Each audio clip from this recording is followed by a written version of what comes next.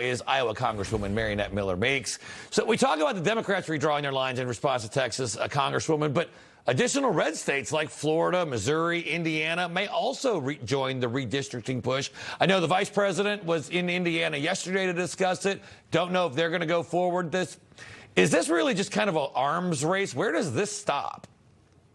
Well, you know, we were just talking about the moon and a moonshot. And so I would say this is another moonshot. Texas has gained in population, as we know from the last census and the last redistricting. Florida gained population. New York and California lost population. And for the first time, they actually lost congressional districts. As we said, Texas gained in population, so their congressional districts are disproportionate.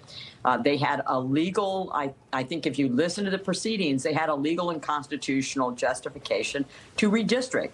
But you want to talk about gerrymandering, look at the state just in between Indiana and Iowa, Illinois, and you've got snake-like districts that are so gerrymandered in order to keep their representatives and have the most Democratic seats possible. So I don't know how Illinois could be more gerrymandered, or New York for that matter, than it already is. Iowa has a fair process, and I think this is just a ridiculous response to something that is really trying to do constitutionally what is correct, which is to have the districts be proportional to the population. No, absolutely. I actually called it salamandering because that's what those districts in Illinois look like. All right, they are definitely salamandered. And at least we know that Iowa won't be redistricting because all of the congressional representatives are Republican. Okay, so yesterday marked 200 days of President Trump's second term. He spent it honoring our nation's heroes because it was also Purple Heart Day. Congresswoman, you're a veteran yourself. You know, what does it mean to you to see the recognition of the men and women who've received Purple Hearts there being honored at the White House?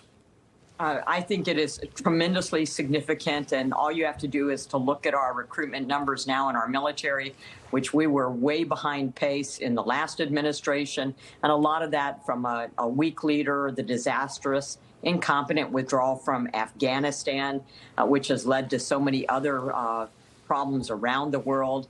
And so to see, you know, we had the Congressional Gold Medal to the Army Rangers earlier this year, which was a phenomenal ceremony in the Capitol Visitor Center.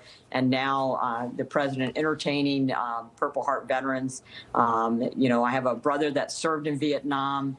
And so that for me personally as a veteran from a family of veterans, this is very meaningful. He could have spent the day out there lauding what he has done, but instead he entertained Purple Heart veterans and recognized them on this day set aside for them. Yep, outstanding work there. Hey, real quickly, Congresswoman, I want to ask you about this. HHS Secretary RFK Jr.'s latest move, pulling $500 million in funding from mRNA vaccine research and development. Of course, that was closely linked to COVID vaccines. You've got an extensive medical background. What do you think about this move? You think this is the right idea?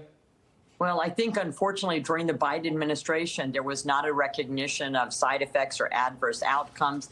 The vaccine mandate was absolutely the wrong thing to do to negate the doctor-patient relationship and risk-benefit, deny infection-acquired immunity.